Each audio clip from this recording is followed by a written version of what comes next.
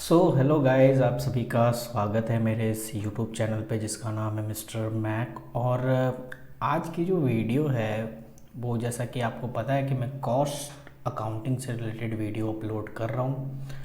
और e commerce की video already uploaded है, तो आप वहाँ पर जाके प्लेलिस्ट में आप ई कॉमर्स से रिलेटेड वीडियोस को आप देख सकते हो। और अगर आपने वो सारी वीडियोस ई कॉमर्स की अगर आपने देख ली तो यकीन मानिए आपको ई कॉमर्स 70 to 80% समझ में आ जाएगा।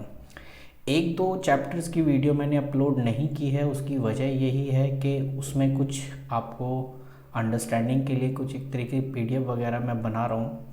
अगर वो बन जाती है तो ओबियसली वो भी अपलोड कर दूँगा। तो जैसा कि ये वीडियो जो है ये आपको पता है कॉस्ट अकाउंटिंग से रिलेटेड की वीडियो है, ठीक है। और मैं चाहता हूँ आपको, जैसा कि आप मेरे से चाहते हैं कि मैं अगर आपको इम्पॉर्टेंट टॉपिक अगर आपको कराऊँ, ठीक है, तो ओबियसली मेरी भी आपसे एक इच्छा रहेगी कि आप जो है ये अकाउंटिंग की जितनी भी वीडियोस हैं आप उसे ज़्यादा से ज़्यादा अपने दोस्तों में शेयर करिए, ग्रुप जो है आप उसमें शेयर करिए, ताकि मुझे ज़्यादा से ज़्यादा अप्रिशिएशन मिल सके। और जैसे जैसे मुझे अप्रिशिएशन मिलेगा आपको मैं कॉस्ट अकाउंटिंग के जो इम्पॉर्टेंट टॉपिक है जो पेपर में आता ही आता है 101%, आपको मैं प्रीवियस ईयर का क्वेश्चन पेपर भी कराऊंगा। अगर आप प्रीवियस ईयर का क्वेश्चन पेपर भी अगर मैं आपको करा दूंगा तो यकीन मानिए जो जो टॉपिक मैंने आपको कराया है वो सारे आपको उस प्रीवियस ईयर क्वेश्चन पेपर में मिलेंगे। तो बस आपने करना क्या है, अब क्या इस वीडियो को कौन देख सकता है? देखो, इस वीडियो को वो भी देख सकता है जो बिगिनर है, यानी जिसने अभी तक कॉस्ट अकाउंटिंग की शुरुआत भी नहीं की है, और वो भी देख सकता है जिसने इसका रिवीजन कर लिया है। तो बस उसको क्या करना है, एक बार अपने जो जो टॉपिक उसके जो इम्पोर्टेंट्स है वो एक बार उसको रिवीजन कर लेगा। तो टारगेट अपना यही है कि आपको मैं 60 to 65 आपके मार्क्स कंसीडर करवाऊँ किसमें, कॉस्ट अकाउंटिंग में।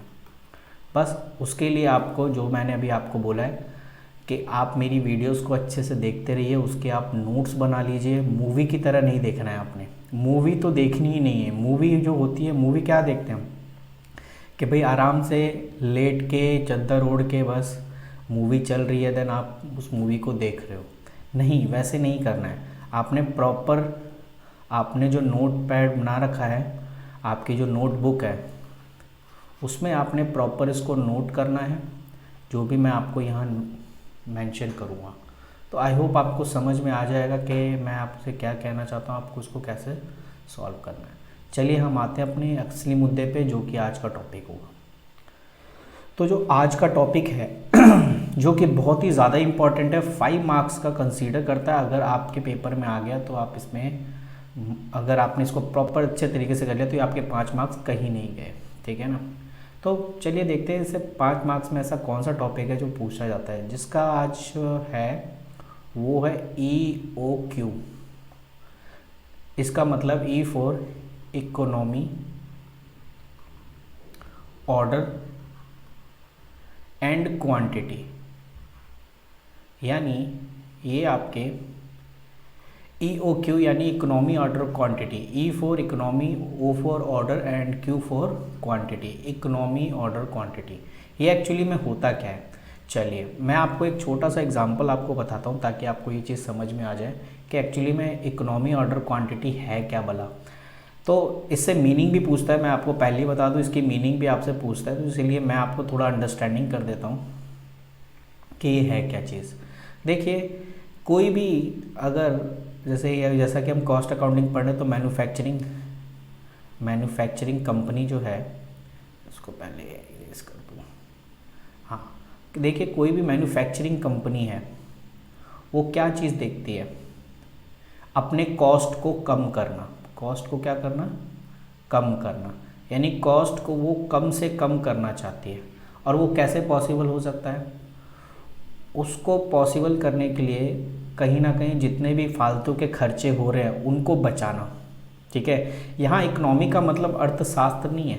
अगर आप यहाँ पे वर्ड देख रहे हो इकोनॉमी, यहाँ इकोनॉमी का मतलब वो अर्थशास्त्र वाला इकोनॉमी नहीं है। यहाँ पे इकोनॉमी का मतलब है कम खर्चीला, ठीक है ना, यानी आपका कम से कम लागत आए,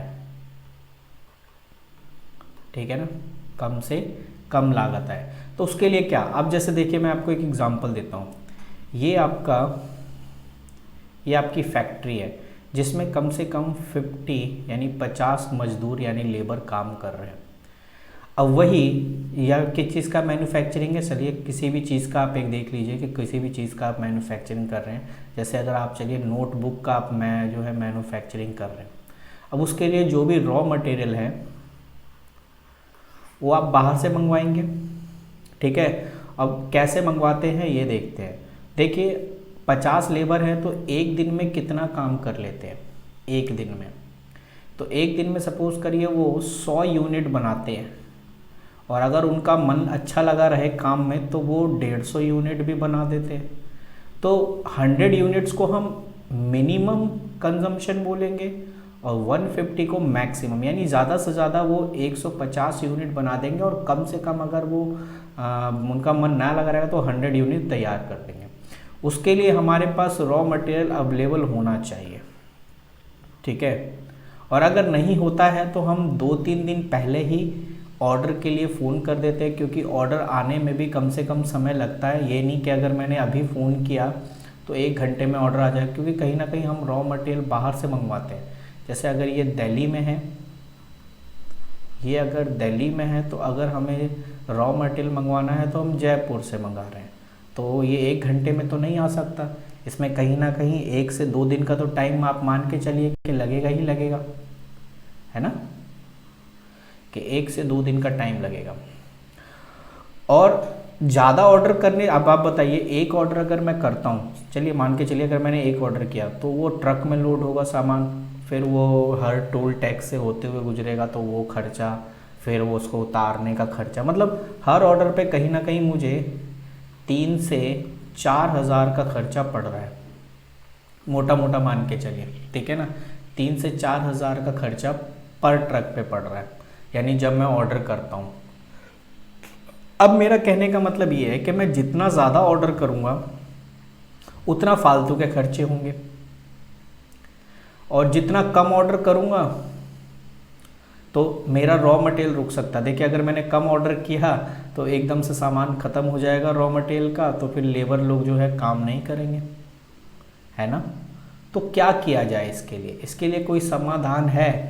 तो इसके लिए समाधान बिल्कुल है। इसके लिए क्या किया जा सकता है, आप देखिए, अगर कोई दिमागदार बंदा है, देखो एक दिमागदार बंदे वाले की भी कहानी मैं आपको सुना दूं कि दिमागदार बंदा क्या कहेगा।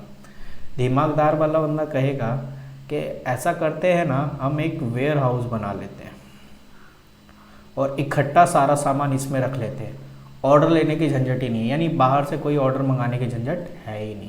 अच्छा जी, तो अब आप ही बताइए, अगर मैंने ये वेयर हाउस ख़रीदा है, रेंट पर है, तो यहाँ पर अगर मैं इकट्ठा सामान रखूँगा तो उसका किराया भी तो मुझे रेंट के तौर पे देना पड़ेगा। यानी उसका दिमाग तो बड़े आसानी से इन सब चीज़ों से बच गया। रेंट का खर्चा, यहाँ पर मैं चौकीदार लगाऊंगा तो उसको मेरे को पैसे देने पड़ेंगे, है ना। और अगर गलती से चूहे वगैरह ने सामान को काट दिया तो वो अलग खर्चा। तो इसका मतलब मैं इकट्ठे सामान भी नहीं रख सकता। तो इसके बीच का, यानी मैं ज़्यादा सामान भी नहीं रख सकता और ना ज़्यादा मैं ऑर्डर कर सकता हूँ। इसके बीच का कोई रास्ता निकालो, तो इसके बीच का जो रास्ता होता है वो होता है EOQ, यानी इकोनॉमी ऑर्डर क्वांटिटी, कि इतना ऑर्डर करें कि ताकि हमारा कंजम्पशन भी अच्छा हो जाए, हमारा खर्चा भी कम से कम हो, और जैसे हमें लगे कि भाई ख़त्म होने वाला है, हम देन उसके बाद ऑर्डर कर दें, ठीक है ना। तो ये पूरा प्रोसीजर जो है EOQ के अंदर में आता है। आई होप आपको समझ में आ गया होगा। तो अगर आपसे मीनिंग आता है तो आप बुक में इसकी मीनिंग देख सकते हैं, या गूगल नाम की चीज़ है वहाँ मीनिंग देख सकते हैं। मेरा काम है आपको यहाँ न्यूमेरिकल कराना, जिसकी वजह से आप फंस सकते हैं। तो चलिए न्यूमेरिकल देखते हैं कि न्यूमेरिकल ऐसा क्या क्वेश्चंस बनता है। पहले मैं इन सबको मिटा दूँ, ठीक है, चलिए मिटा देता हूँ। ओके, तो जैसा कि आपको पता है कि EOQ जो भी मैंने बताया, इसका फॉर्मूला क्या है? इसका फॉर्मूला है √2UP/S।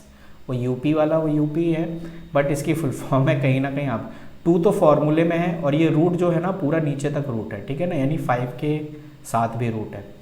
तो अगर मैं इसमें एक एक चीज़ को एक्सप्लेन करूँ, टू तो फॉर्मूले में लगा हुआ है, यू का मतलब होता है एनुअल यूसेज, ठीक है, एनुअल यूसेज। एनुअल यूसेज मतलब, अगर आपको ये वर्ड ना दिखाई दे मैं आपको लिख देता हूँ, यूसेज, ठीक है। एनुअल यूसेज का मतलब है कि वो जो मैन्युफैक्चरिंग कंपनी है वो साल में कितना रॉ मटेरियल कंज्यूम करती है, साल का एनुअल यूसेज। सपोज करिए अगर वो लिखा है कि 200 यूनिट पर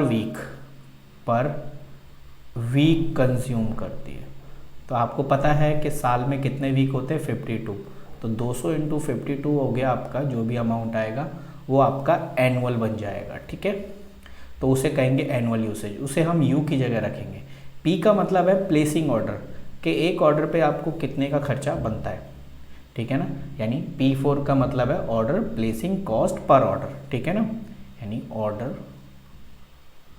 प्लेसिंग, मेरी वर्ड आप अगर नहीं समझ में आ रहा है इधर तो आप देख सकते हो, तो जो मैं बोला order placing cost per unit, ठीक है, या पर यूनिट छोड़ दो, पर ऑर्डर लिख लो, ये ठीक है।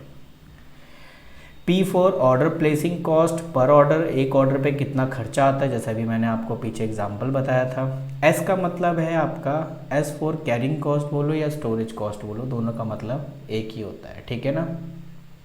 आप इसे चाहो तो कैरिंग कॉस्ट बोल लो, कैरिंग कॉस्ट आप बोल सकते हो, या आप इसे स्टोरेज कॉस्ट भी बोल सकते हैं,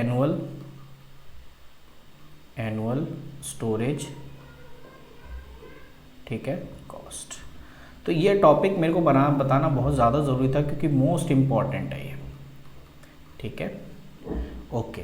तो ये आपका order placing cost per unit, S for this, और जब आप इसको प्रॉपर सॉल्व करेंगे तो आपका आंसर बन जाएगा, ठीक है।